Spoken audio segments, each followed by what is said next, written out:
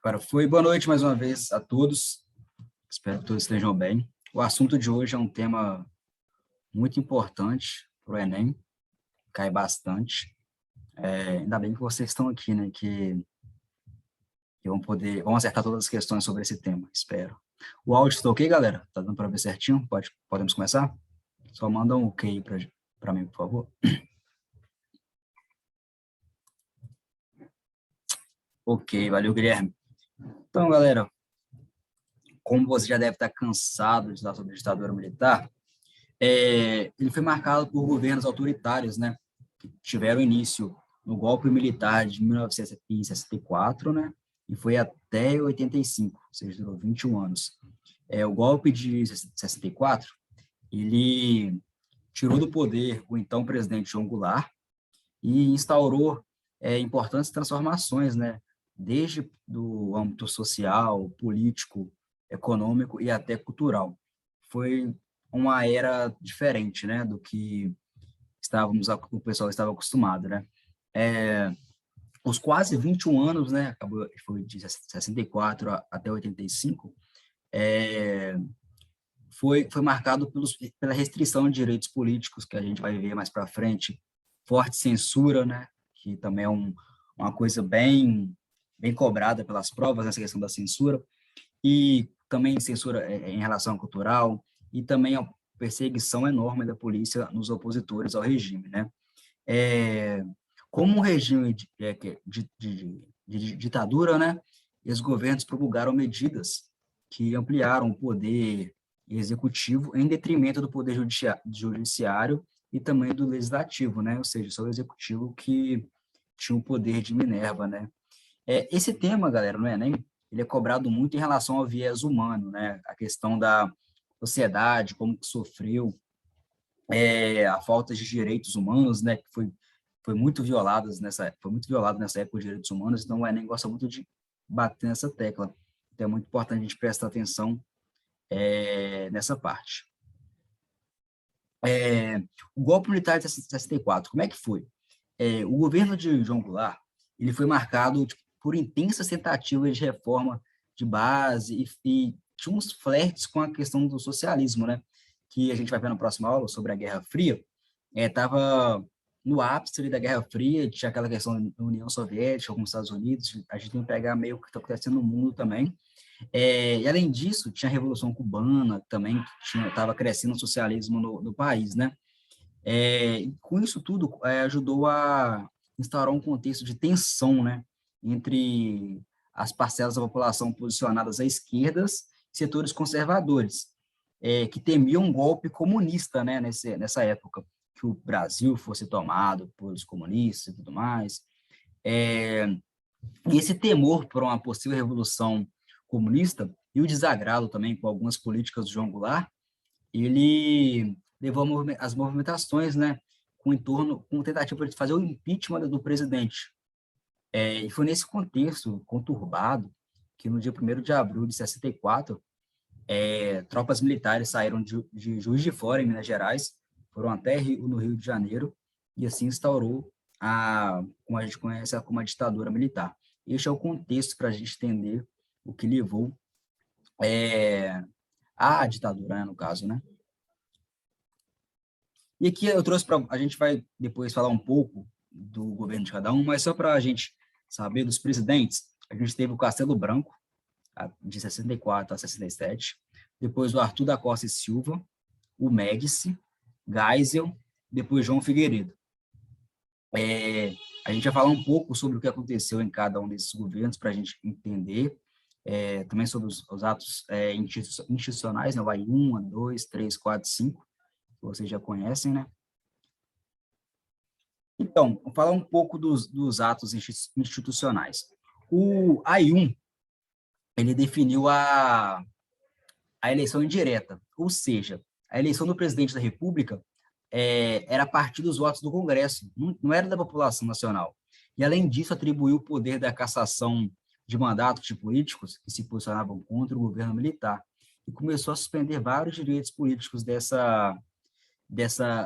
pessoal, né, que estava contra o governo. E foi no início, no governo do Castelo Branco, que foi o primeiro, né? E também foi criada a Lei de Segurança Nacional, galera, que permitiu a perseguição de todo mundo que fosse contrário ao regime militar, né? Principalmente os comunistas. Durante também a ditadura militar, também a gente teve o AI-2, né? Que foi marcado pelo bipartidarismo. O que seria isso?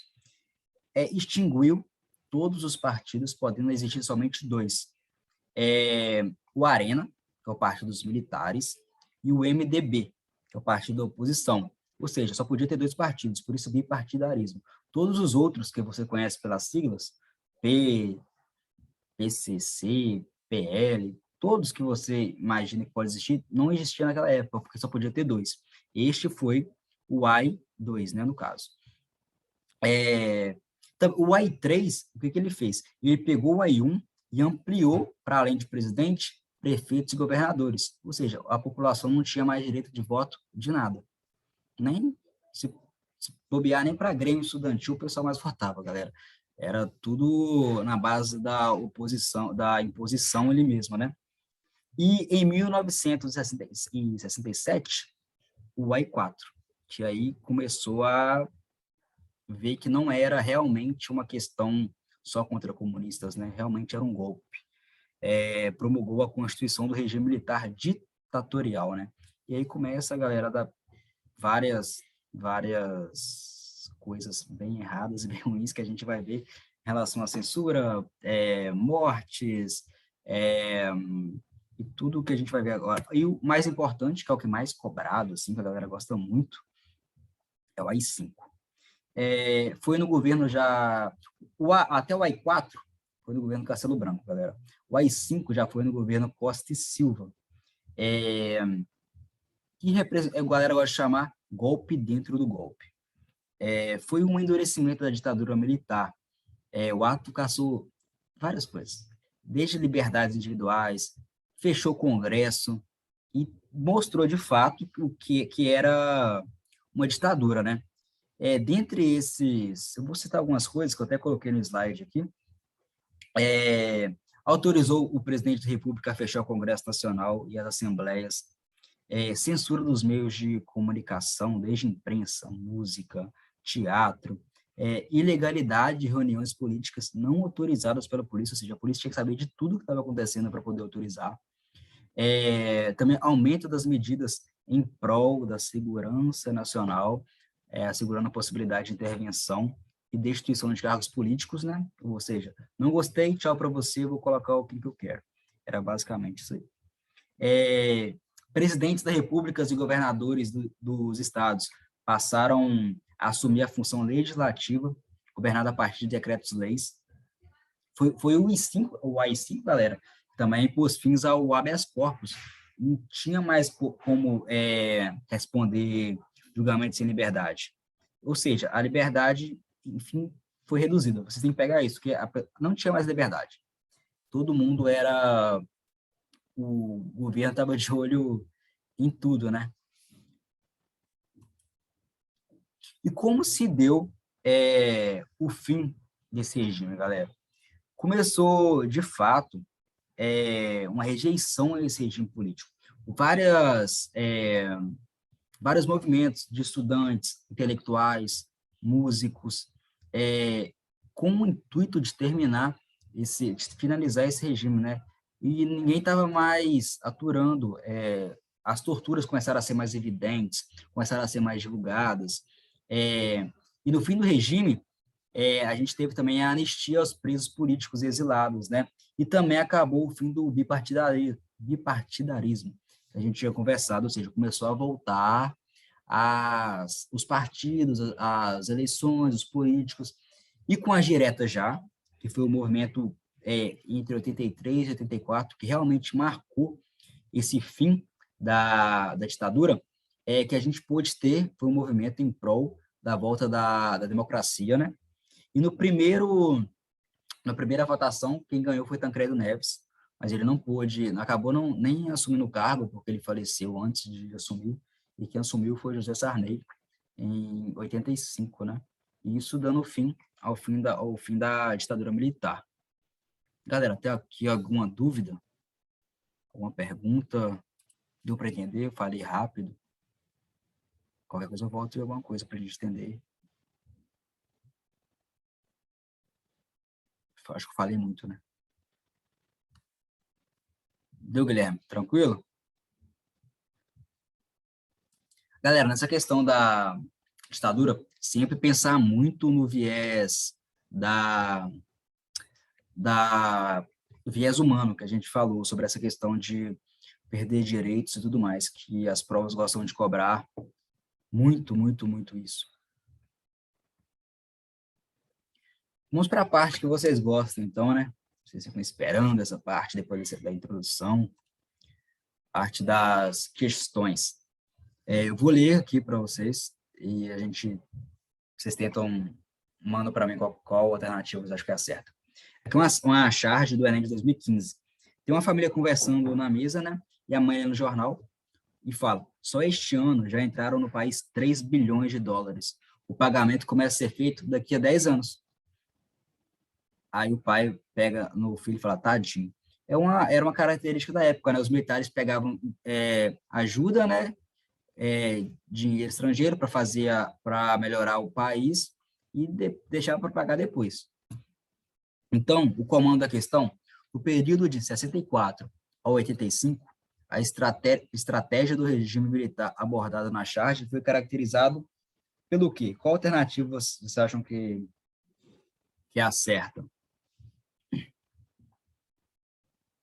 Visto isso que a gente conversou e tudo mais. Manuel, acho que é a B. Guilherme, acho que é a B. Quem mais tem na sala? Deixa eu ver. Larissa. Tá aí, Larissa? A B também. Isso aí, galera. Essa questão bem tranquila, né? Se a gente pegar a charge e pensar nessa questão, né, do que os governadores fizeram, os presidentes fizeram na época, né, injetando dinheiro, algumas melhorias e deixando para pagar tudo depois. Então, fica bem, a letra B fica bem evidente, né, captação de financiamentos estrangeiros. Parabéns, galera. Fico feliz. As questões pode ter certeza, galera, que vai cair ditadura militar no Enem.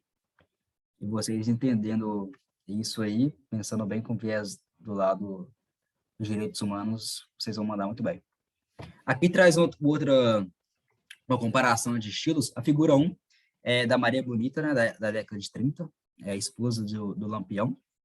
E no 2, atrás da coleção de Zuzu Ângel. Elaborado em 69, a releitura contida na figura 2 revela aspectos de uma trajetória e obra dedicadas a... Qual alternativa vocês marcariam, visto o momento da ditadura e esse traje, né, que traz a Maria Bonita, né? Tenta fazer uma releitura do traje dela.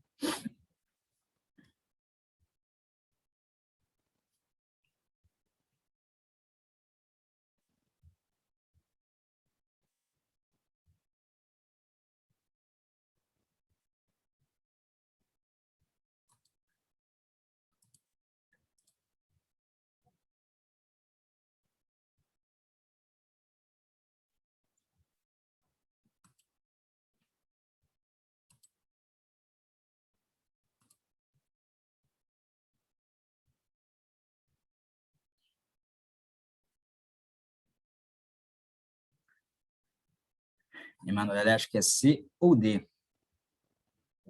Mas alguém concorda com ela, alguém discorda, alguém não acha nada.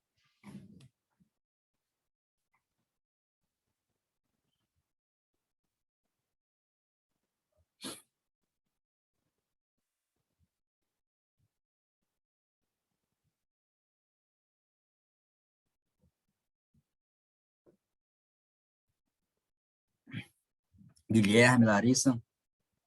Guilherme, acho que é a C.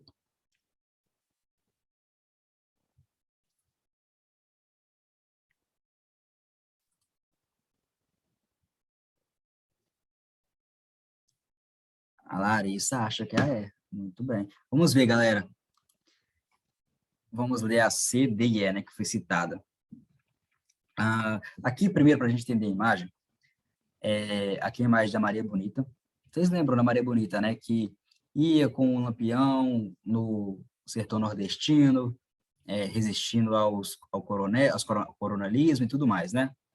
E aqui traz uma releitura do traje do cangaceiro em 69, que é a mesma época que está ocorrendo a ditadura militar. Aqui a gente tem que fazer uma análise mais cultural. A C fala fusão de elementos brasileiros à moda da Europa. Isso aqui, galera, eu não vejo encaixar a resposta aqui, não, porque nessa época aqui não tinha esse acesso, né, à moda ainda da Europa e tudo mais. A D, que também citaram, pode ser que a gente fique na dúvida. É uma massificação do consumo de uma arte local. Mas em relação à pergunta, revela aspectos de uma trajetórias e obra dedicadas. Então, ela se dedicou a Ana Maria Bonita. A Maria Bonita representa uma coisa de resistência. E em 69, a Azul Anjo resolveu trazer isso, entendeu? Fazendo esse traje, essa roupa. Então, a letra E, que é a alternativa certa, parabéns, Larissa, ela faz essa releitura à Maria Bonita. Quis trazer uma coisa de resistência, que o povo está resistindo a uma ditadura militar, onde o governo está se impondo de uma forma autoritária, sem liberdade de expressão. Então, a letra E traduz bem a relação da imagem com o comando em si. Galera, deu para entender essa questão? Acho que ela gerou um pouco mais de dúvida. Guilherme e Emanuele.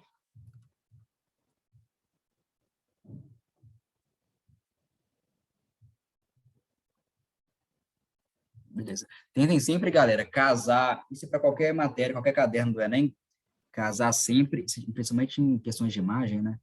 Casar sempre a imagem com o comando da questão.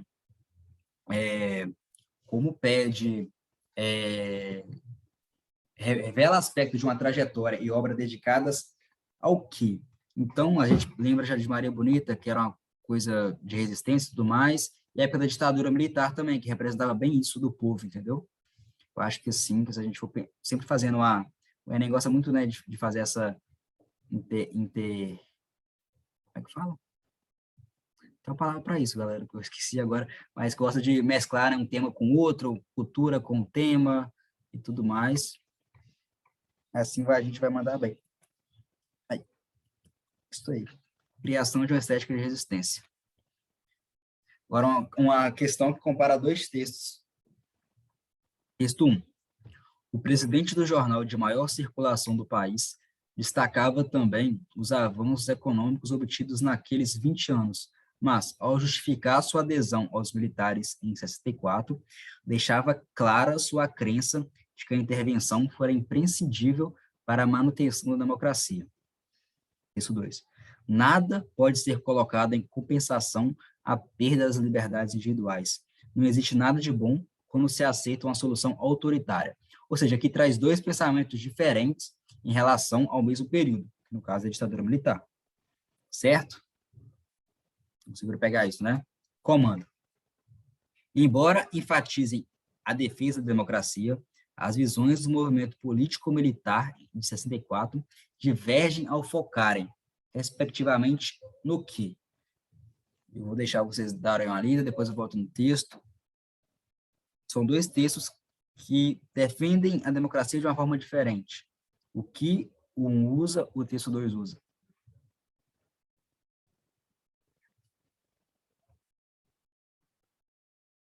Se quiserem, volto lá no texto.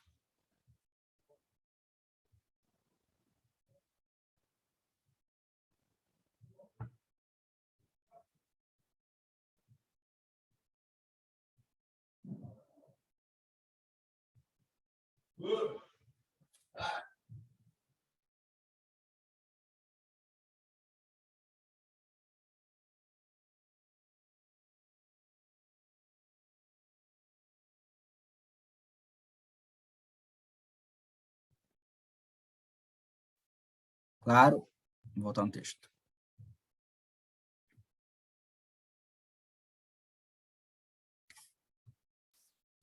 Vamos ver se vocês pegam isto aí. Os dois tratam a democracia, a defesa, mas cada um de uma forma diferente.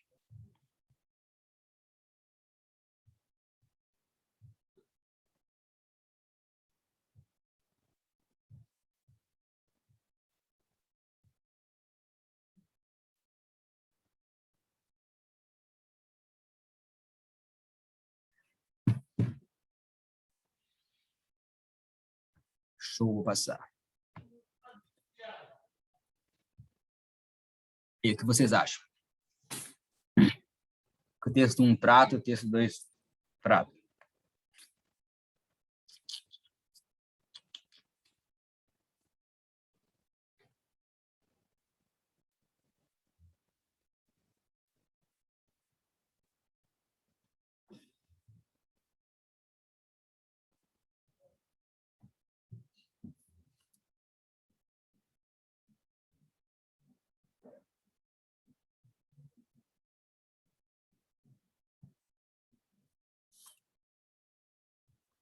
Guilherme acha que é A. Mas alguém concorda com ele? Alguém discorda? Alguém acha outra coisa? Manuele, Larissa.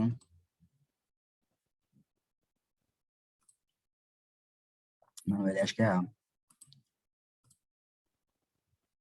Manuele e Larissa, eu acho que é a primeira vez que vocês estão na minha aula, eu acho. É só para falar que todas as outras aulas estão lá no YouTube, tá? Acho que mandei no grupo para vocês verem e tal, dar uma revisada para o Enem.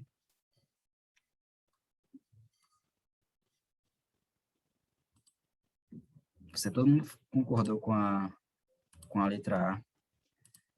Essa questão tá bem tranquila, tá, galera?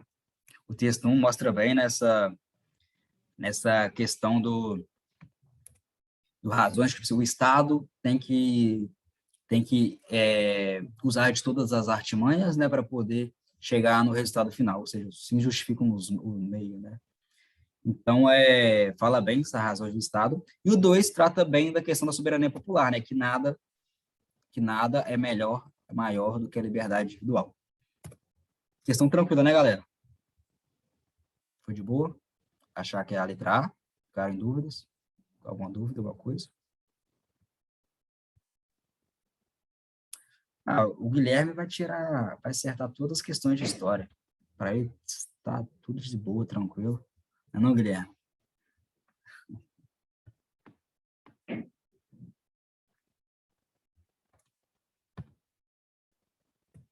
Estou aí, galera. Tomara não, moleque. Vai acertar assim, com certeza. Fica tranquilo. Larissa e Emanuel também. Vou mandar, tô mandando bem.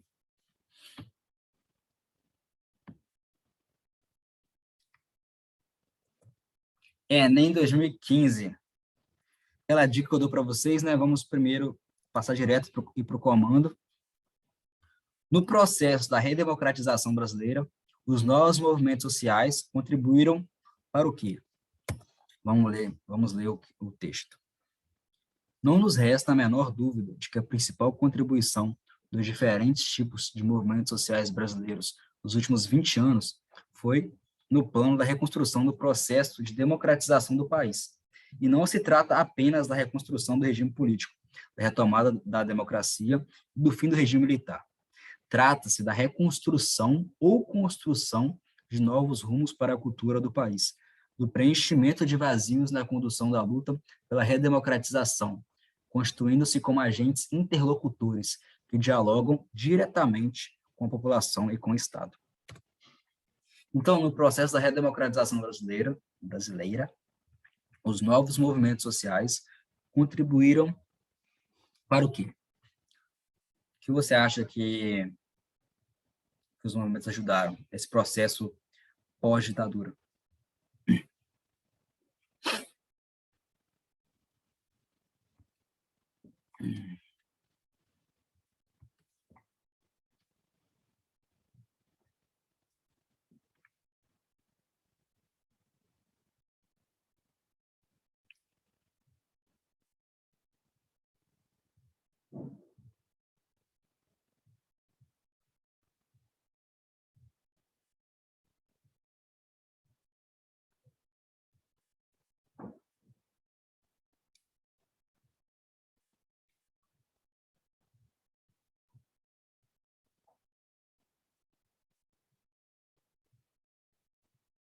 Guilherme, acho que é a B.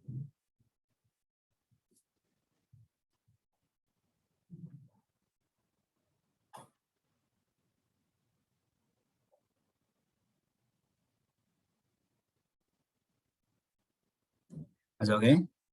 Além do Guilherme?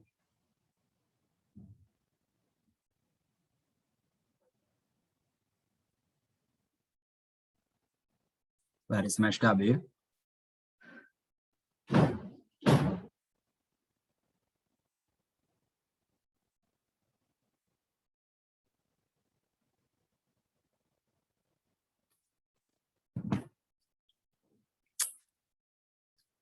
Isso aí, galera. Certíssimo. Essa questão é bem tranquila, né? Tornar a democracia um valor social que ultrapassa os formas eleitorais. Todos os movimentos ali no final da ditadura, que fez com que ela terminasse, todas foram em prol da volta da democracia. Era um direito que o pessoal tinha perdido, né? E queriam voltar com isso. Eu acho que não dá para ver sem democracia, né? Então, o pessoal também da época sabia, e por isso tentaram, todos os movimentos eram pautados nisso. Então, a alternativa B mostra bem isso, né? Que os movimentos sociais contribuíram para tornar a democracia um valor social que ultrapassa os momentos eleitorais. Ou seja, não importa o momento, a democracia tem que prevalecer, né?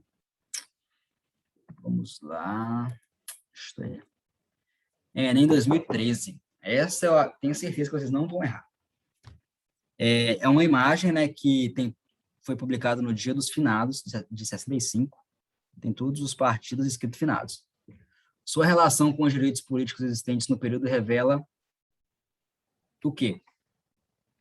Essa tirinha com a relação dos direitos da época, políticos da época. A gente conversou sobre isso.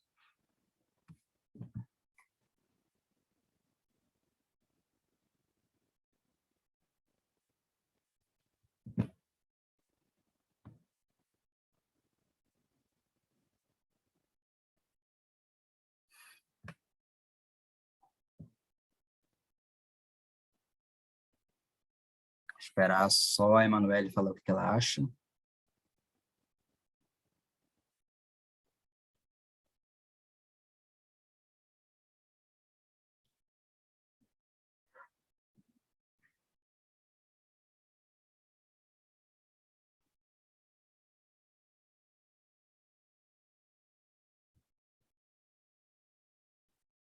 Eu acho que ela desistiu, mas galera, é isso aí. Letra C mesmo. É bem tranquilo essa questão, né? Depois do que a gente conversou sobre essa questão do bipartidarismo, que foi no AI2, dá para gravar, né? AI2 bipartidarismo, onde todos os partidos foram, não podiam mais existir, somente o Arena e o MDB, que eram os militares e a oposição. Tranquilo essa questão, né?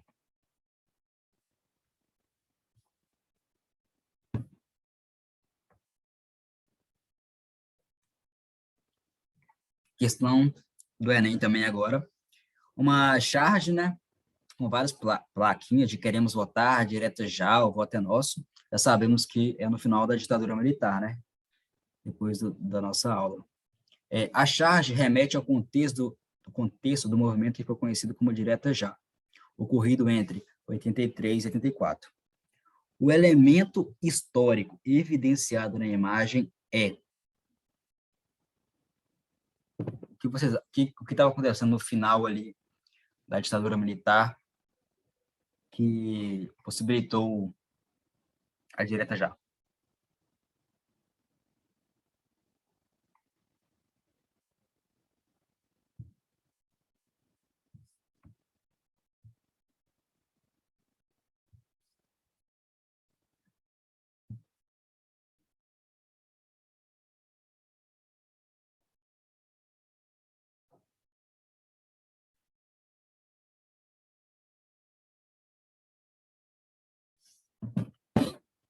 Guilherme acha que é a B. Manuela também acha que é a B.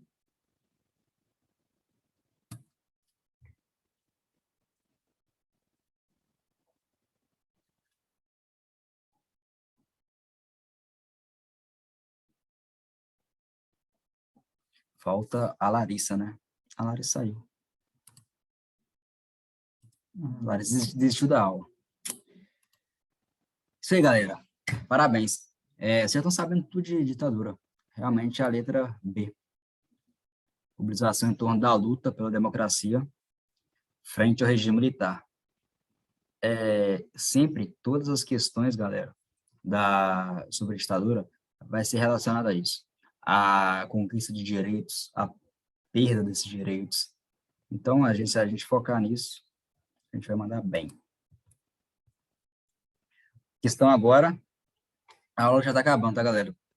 Vou liberar vocês para já ir dormir, né? Terça-feira. Acho que a última questão é essa. É a questão sobre o AI-5.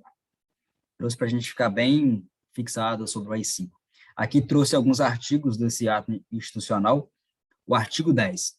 Fica suspensa a garantia do habeas corpus, que a gente tinha conversado, nos casos de crimes políticos contra a segurança nacional, a ordem econômica e social e a economia popular. Artigo 11.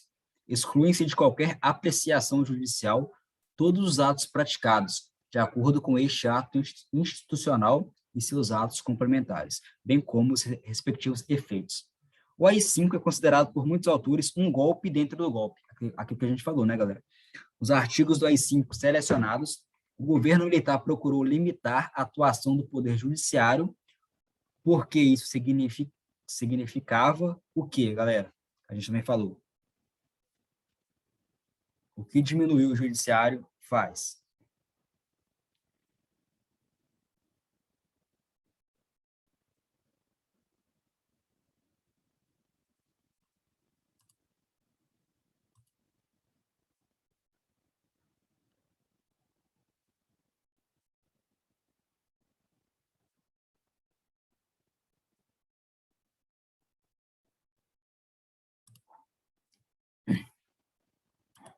Guilherme e Emanuele, só estão vocês na sala?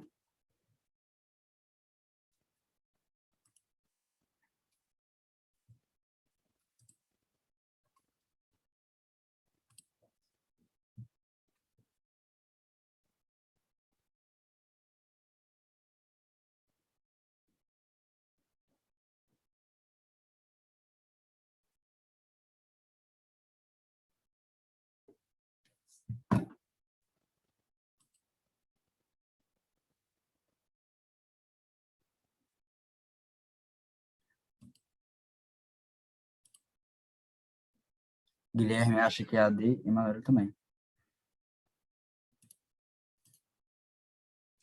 Galera, realmente eu estou muito feliz, de verdade. Vocês acertaram mais essa questão. Essa aqui é a minha missão aqui, né? Deixar bem claro para vocês a questão, sempre fazendo resumo no início e deixando fácil, bem medular para vocês entenderem o que aconteceu de fato no momento histórico, para a gente poder responder as questões. Igual eu sempre falo, a gente não pode pensar a história com a cabeça de hoje, né? A gente tem que pegar a nossa cabeça, sei que é difícil, mas jogar lá para a época em questão da matéria, tentar entender com aquele jeito. Se a gente entende daquele jeito, a gente já acerta a questão. Isso é tudo, pessoal, por hoje. Alguma dúvida no assunto, alguma questão que queiram discutir? Ficou tudo certo? Tudo claro? De verdade, gente, essa é a hora da gente discutir o tema. Algum outro tema que também ficou na dúvida, alguma coisa assim?